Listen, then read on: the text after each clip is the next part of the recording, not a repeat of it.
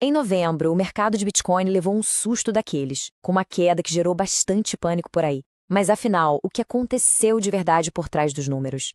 Nessa análise, a gente vai mergulhar nos dados para entender as causas, as consequências e, o mais importante, o que esse evento todo pode nos ensinar. Antes da gente começar, aquele aviso rápido de sempre. O que vamos discutir aqui é puramente para informar, tá? Não é de forma alguma uma recomendação de investimento. Nosso foco é totalmente nos fatos. Ok, vamos direto ao ponto. A queda foi bem forte, passando de 10%. E, gente, um número desses por si só já é o suficiente para acender qualquer alerta e justificar toda a preocupação que a gente viu no mercado.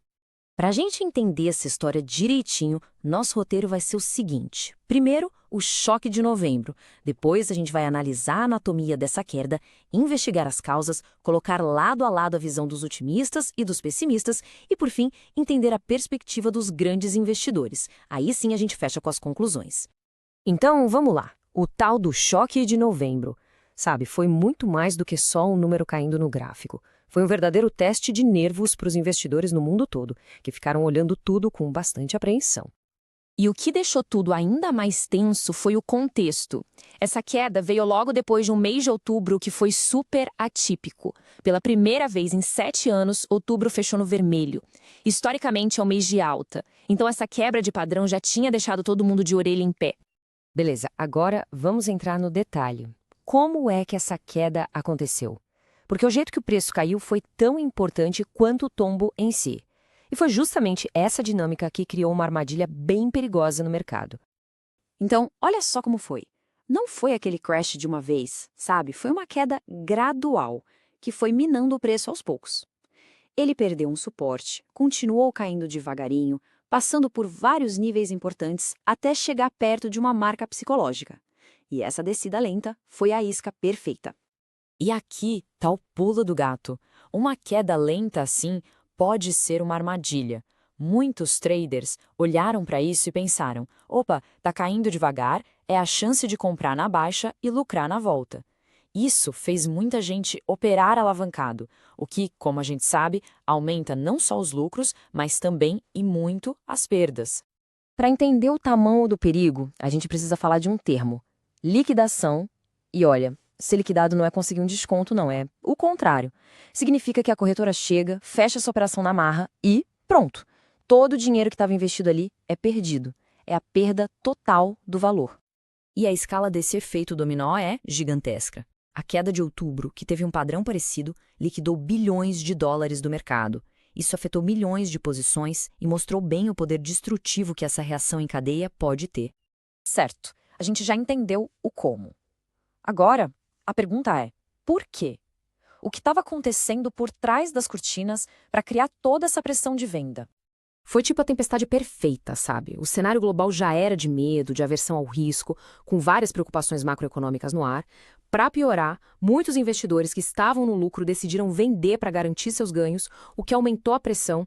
E para completar, não tinha nenhuma notícia boa no horizonte, nada para animar o mercado. E com esse cenário todo, claro, o mercado rachou no meio. Como sempre, né?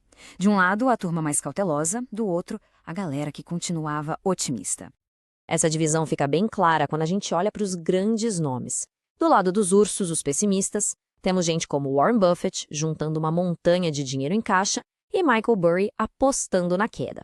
Já do lado dos touros, os otimistas, analistas como Tom Lee ainda viam o Bitcoin com potencial para uma alta enorme até o fim do ano. Mas agora, vamos virar a chave e olhar isso de um ângulo completamente diferente. A perspectiva dos grandes investidores, os institucionais. Para eles, a história pode ser bem outra. Aí fica aquela pergunta, né? Com todo mundo vendendo no pânico, desesperado, será que tem alguém do outro lado da mesa comprando tudo isso? A resposta para essa pergunta nos dá uma visão muito mais estratégica do mercado. E aqui acontece a grande virada da nossa análise.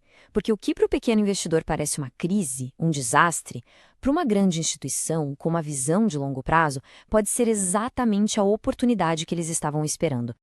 E por quê? Bom, primeiro, pelo motivo mais óbvio, preços melhores. É a chance de ir às compras com desconto. E segundo, talvez o mais importante, liquidez. Para uma instituição comprar milhões sem fazer o preço disparar, ela precisa que tenha muita gente querendo vender. E um momento de pânico oferece exatamente isso, um mar de ordens de venda, que permite que eles acumulem o ativo sem chamar muita atenção. Bom, chegamos na nossa parte final, onde vamos amarrar todas essas pontas soltas e ver o que a gente pode tirar de lição de tudo isso.